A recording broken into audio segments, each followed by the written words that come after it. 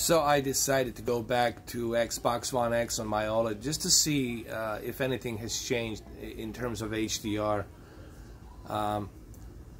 Now, I do have a different settings than what I had previously on this game.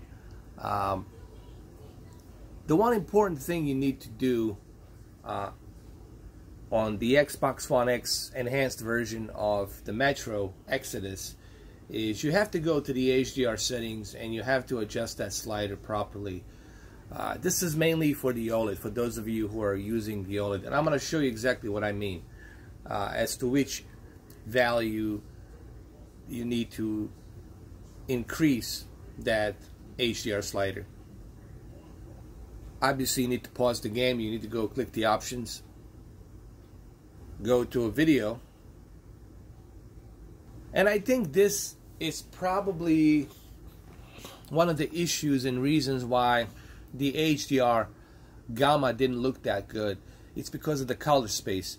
Don't leave the Srgb. Srgb, it's really for the 8-bit. It's like the best possible 8-bit television. But this is not an 8-bit television. If you are connecting this to a monitor that you want to use the Srgb, what I recommend that you do is select it to Rec 709. That's as close to a 10-bit and HDR as you're going to get. So select color space Rec 709. Also leave the motion blur at normal, okay? This will help with the performance. Leave it at normal. And now this is the important part, the gamma settings. This is where I recommend you leave it. I would recommend that you leave it between two of these icons, these biohazard icons. Leave it right here. Like right here. Just above. Actually, as a matter of fact, I would just leave it over here. Leave it right, just slightly approaching this biohazard triangle icon. Just slightly approaching it, and I think that's where you want to leave it. So I'll hopefully you guys can pause this video. Just pause the video and just remember where I left it here. It's just slightly approaching a biohazard icon, triangle biohazard icon. Pause this video. Try the settings. Remember Rec 709 for the color space, motion blur normal, and the gamma, it's right here. Right here. Just slightly approaching a triangle biohazard icon. And honestly, I can tell right away much better gamma here. I can see shadows more detailed against the textures in the background. Maybe I can bring my tripod a little bit closer so you guys can see a little bit better. Hopefully you guys can see a little bit better like this.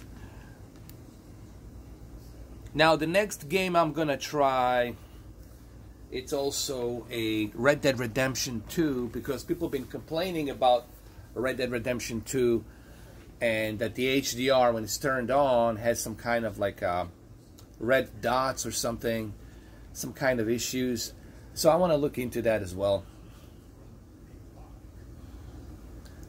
But go ahead, please try these settings. Remember guys, I'm not a professional, nor am I claiming that I'm a professional. I'm just simply here trying to give you my recipes as to what settings I would use. That's pretty much what this is about. Okay, so let me repeat that one more time. I'm not a professional, nor do I act like I'm a professional, but I do know a little bit about televisions. I've been doing this for a while, and I know the difference between, you know, not oversaturating the color and then having the color be at the balanced level. I know the difference between not crushing your digital black levels and then keeping them balanced. I know like the standards of how to calibrate. It's just I use my own two eyes to do it. That's my belief. I have right to that, to believe that. That's my shtick. So remember, go to the options, go to the video, keep the color space at Rec 709, keep the motion blur at normal. You don't want to keep it at sRGB because sRGB is really not meant for this TV. sRGB is really for a monitor. If you have a monitor, then fine, choose the sRGB. But if you're using a television, especially this OLED E8, you want to keep that color space at Rec 709, and motion blur at normal. And of course the gamma, you want to keep it just slightly approaching that triangular biohazard icon. And I think you guys will agree that it's going to look much better. But give it a try. Let me know what you think. Give it a try. Let's go jump on to Red Dead Redemption 2, because someone was complaining to me that Red Dead Redemption 2 has some issues with HDR on the Xbox One X. Enhanced. Alright, here's Red Dead Redemption 2. Remember, this is all at E8 2018 version by LG, 55-inch.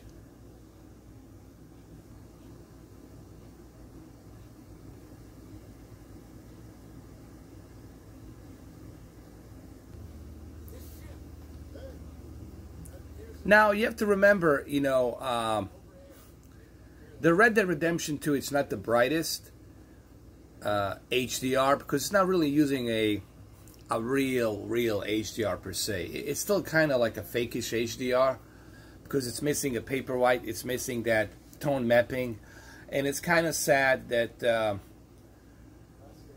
they haven't implemented a proper tone mapping, even though the game's been out since October. You know, you'd think by now that maybe they would implement a proper tone mapping on the Red Dead Redemption 2, but they haven't done that yet.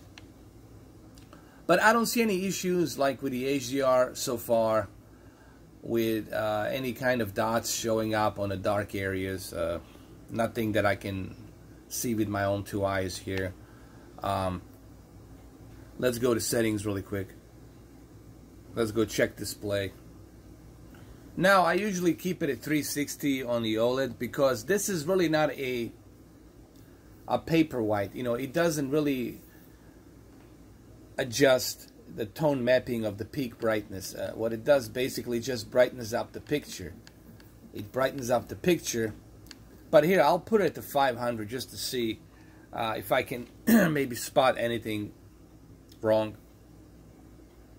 Even at the 500, it's exactly the same. That's because they're not using a, you know, proper tone mapping here. So, I mean, look, we have to be honest. This is really not a real HDR. I mean, I think I was wrong. I was wrong, actually. This is a fake HDR, honestly, guys. You know, when you look at it, when you really kind of like stand back and look at it, it's really not a real HDR. I think you're better off just turning off HDR on Red Dead Redemption 2. It really doesn't do anything great, because there is no substantially any kind of tone mapping here that you can say, oh. I mean, it's sad that we have a game like Days Gone, and they also worked 7 years on the game, and they were able to implement a proper tone mapping of HDR. But here we are, Red Dead Redemption 2, the biggest billionaires of video game making, Rockstar, and they still can't implement a proper tone mapping and HDR. I mean, come on, guys. You know, I mean, and you'll see. I'll bring it back to lower brightness. It's not going to do anything. Here, I'm going to leave it at 300, and you will see nothing. Nothing, basically. You're going to see not much of a difference. You know, it's still the same. It's still the same thing. So I don't see any issues in terms of like any kind of problems where you would see something in the dark areas, like something show up in the shadows. So I don't see any kind of like problems with the HDR here. But remember, guys, you know, this is really not a real HDR. You know, it's really a fake HDR. I think you're better off just turning it off, honestly. I think you get a better contrast ratio by turning it off. And with the OLED, I don't think you even need this. With the OLED, man, honestly, I don't think you need it that well. Now, I still keep it on because I like my picture to be a bit brighter. I don't like to have like the contrast ratio and the contrast level be too high, because when you have a contrast level too high without HDR, then the digital black levels become more darker, and I don't like that. I like this game to be a little bit brighter. But yeah, I don't see any issues. However, for the Metro Exodus, remember, make sure that you use Rec 709 and make sure that you keep that gamma just slightly approaching that biohazard icon, the triangular icon. So here, I'm going to show you again, and you guys can look at it.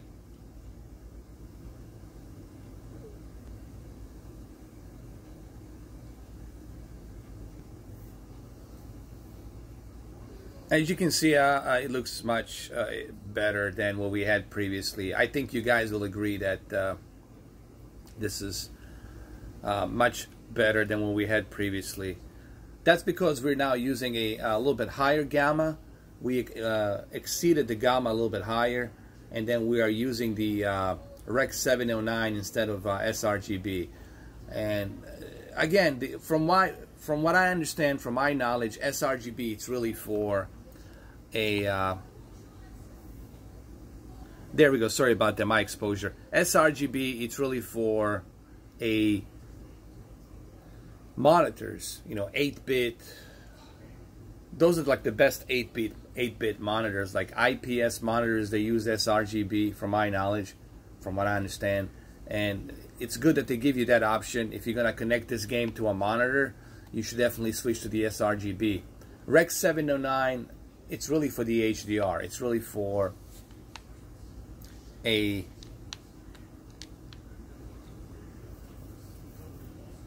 a 10-bit television with wide color gamut, and that's what we got here. We got a 10-bit television with the wide color gamut.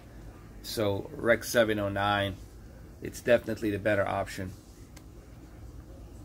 So remember, just go right here, go to the options, go to the video, set the Rec 709 and motion blur normal, and of course you want the gamma to be right over here, just slightly above right here.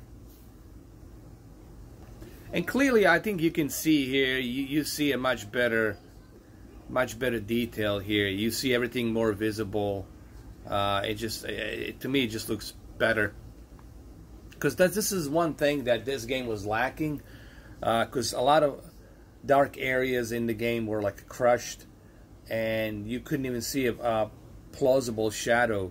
But now with these settings, I think, in my opinion, this will help.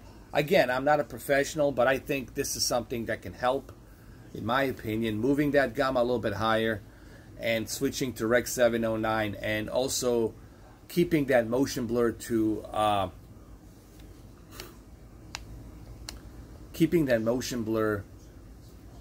normal. I think that's another thing as well.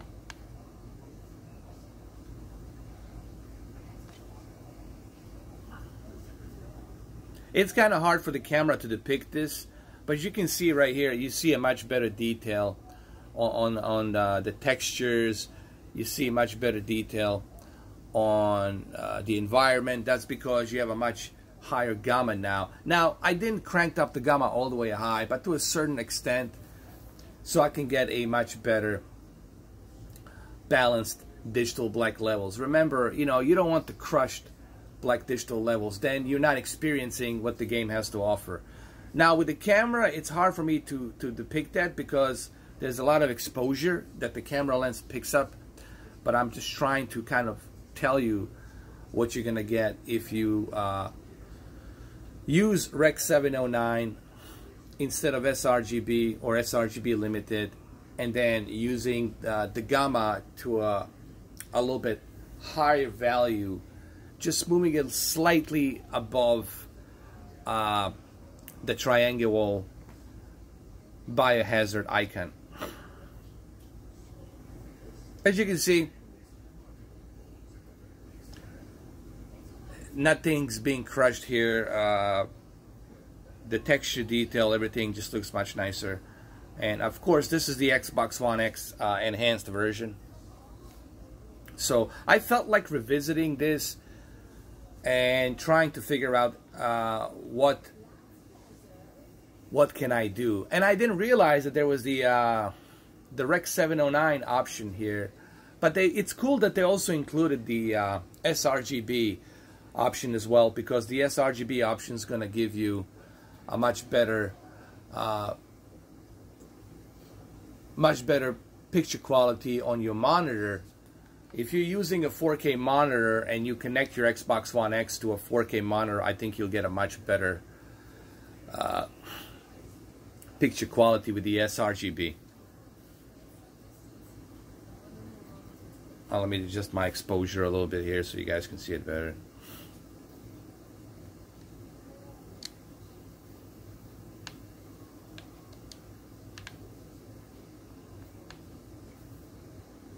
And I think even here you're gonna see it just looks better. So like I said, I was really impressed by Metro Exodus on the Xbox One X. It's really as close to a PC version as you're gonna get. The difference with the PC version is, you know, obviously you can have much higher textures. You can have real-time ray tracing on it. I mean, there's many different things you can do. You can run it to the 8K resolution. But considering this is a console, I think they did a pretty good job. So go ahead, try these settings. Let me know what you guys think. I'm testing this on OLED, but I think you should also try this on a QLED as well. If you're using a QLED, I would try this on a QLED as well. Give it a try on a QLED. And let me know what you think. Remember, I'm not a professional. I'm just trying here to give you some recipes as to what I would do in terms of settings.